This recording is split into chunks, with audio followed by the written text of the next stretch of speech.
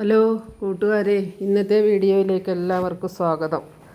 നമുക്ക് പച്ചച്ചക്ക ദീർഘനാൾ എങ്ങനെ സൂക്ഷിക്കാമെന്ന് നോക്കാം.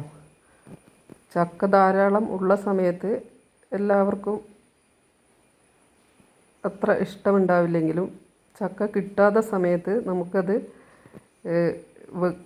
ഉണ്ടാക്കാൻ ഇഷ്ടം ഉണ്ടാവും.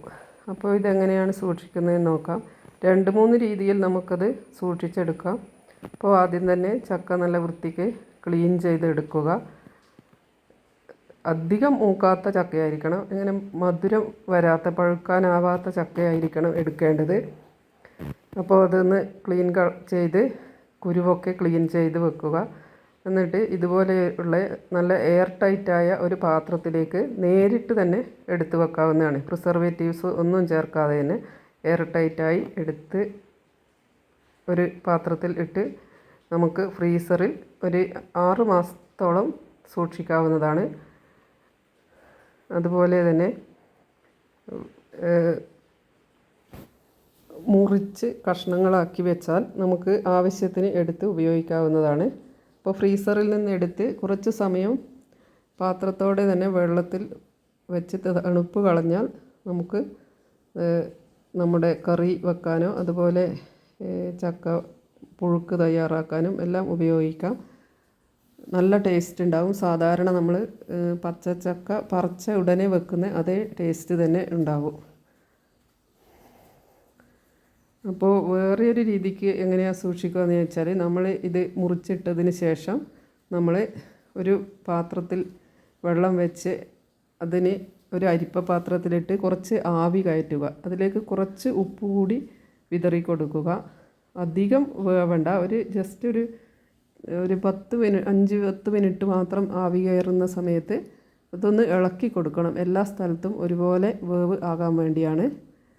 അപ്പോൾ അതിന് ശേഷം വെയിലുണ്ടെങ്കിൽ നമുക്ക് വെയിലത്ത് ഉണക്കി സൂക്ഷിക്കാവുന്നതാണ്. ഇപ്പോൾ മഴ സമയമായതുകൊണ്ട് നമ്മൾ വെയിലത്ത് ഉണക്കാതെ ഫാനിൻ്റെ അടുത്ത് വെച്ച് നമുക്ക് ഇത് ഉണക്കിയെടുക്കണം. ഇതിൽ വെള്ളത്തിൻ്റെ അംശം ഒട്ടും തന്നെ ഉണ്ടാകാൻ പാടില്ല. ആവിയിൽ വേവിക്കുന്ന സമയത്ത് ചെറുതായിട്ട് വെള്ളം ഉണ്ടാവും. അപ്പോൾ നമ്മളത് വെള്ളം ഇല്ലാതെ തന്നെ ഒരു പേപ്പറിലോ തുണിയിലോ ഇട്ട് നമ്മൾ ഇതിൻ്റെ വെള്ളം കളഞ്ഞ് എടുക്കണം. അപ്പോൾ നമുക്കതൊന്ന് വെള്ളം കളഞ്ഞെടുക്കാൻ വേണ്ടിയിട്ട് ഫാനിൻ്റെ ചുവട്ടിലേക്ക് ഇടാം. അപ്പം ഇതിൻ്റെ വെള്ളം കളഞ്ഞെടുത്തിട്ടുണ്ട്, നന്നായി വെള്ളം കളഞ്ഞെടുത്തിട്ടുണ്ട്. വെള്ളത്തിൻ്റെ അംശം ഒട്ടും തന്നെ ഇല്ല. ഇത് നമുക്ക് ഇനി ഒരു എയർ ടൈറ്റായ പാത്രത്തിലേക്ക് മാറ്റി ഇതുപോലെ ഫ്രീസറിൽ സൂക്ഷിക്കാവുന്നതാണ്. അതുപോലെ തന്നെ നല്ല വെയിലുള്ള സമയത്ത് നമ്മൾ കപ്പയൊക്കെ സൂക്ഷിക്കുന്നത് പോലെ ഇതുപോലെ ആവി കയറ്റിയത് നല്ല വെയിലത്തിട്ട് ഉണക്കി സൂക്ഷിച്ചാൽ അത് ദീർഘനാൾ ഉപയോഗിക്കാൻ പറ്റും. ഇതിപ്പോൾ 1 വർഷം വരെയൊക്കെ ഇങ്ങനെ ആവി കയറ്റിയത് ഫ്രീസറിൽ വെച്ച് നമുക്ക് ഉപയോഗിക്കാൻ പറ്റുന്നതാണ്.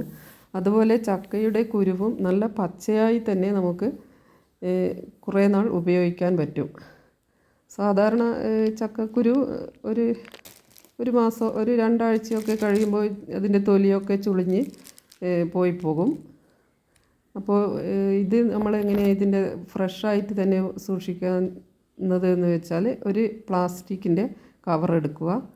പിന്നെ ഈ ചക്കക്കുരു അധികം മൂപ്പെത്താത്തതും പൊട്ട് ഇല്ലാത്തതും അങ്ങനെയൊക്കെ ഉള്ളതായിരിക്കണം. അതും വെള്ളത്തിൻ്റെ അംശം തീരെ ഉണ്ടാവാൻ പാടില്ല. നമ്മൾ പേപ്പറിലോ നിരത്തി വെച്ച് അതിൻ്റെ വെള്ളത്തിൻ്റെ അംശമൊക്കെ ഉണങ്ങിയതിന് ശേഷം തലേത്തെ ദിവസം നമ്മൾ വൃത്തിയാക്കി വെച്ച ചക്കക്കുരുവാണ് പിറ്റേത്തേക്ക് നല്ല ക്ലീനായി ഉണങ്ങിയിട്ടുണ്ടാവും. അത് നമുക്ക് ഒട്ടും വെള്ളം തന്നെ ഇല്ലാത്ത ഒരു ചെറിയ പ്ലാസ്റ്റിക് കവറിൽ നമുക്ക് ഇട്ട് അതിന് എയറെല്ലാം കളഞ്ഞ് നല്ല ടൈറ്റായിട്ട് കെട്ടി സൂക്ഷിച്ചാൽ 1 വർഷം വരെ കേടുകൂടാതെ ഇരിക്കും.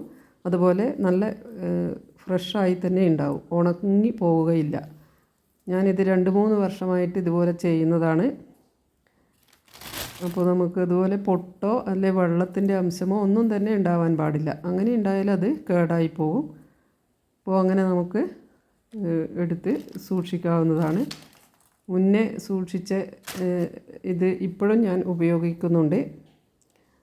നമുക്ക് ചിലപ്പോൾ ദൂര സ്ഥലങ്ങളിലുള്ളവർക്കൊക്കെ ചക്കയും ചക്കക്കുരുവും ഇഷ്ടമുള്ളവർക്ക് വീട്ടിലെല്ലാം വരുന്ന സമയത്ത് അവർക്ക് തയ്യാറാക്കി കൊടുക്കാൻ കൂടി നമുക്ക് ഇതുപോലെ സൂക്ഷിക്കാം. ഇത് ഞാൻ കഴിഞ്ഞ വർഷം ഒരു 6-7 മാസം ഒരു വർഷം മുന്നേ ഉള്ള ചക്കക്കുരു സൂക്ഷിച്ചതാണ്. ഇതിൽ ഒട്ടും തന്നെ കേടോ ഒന്നും വന്നിട്ടില്ല.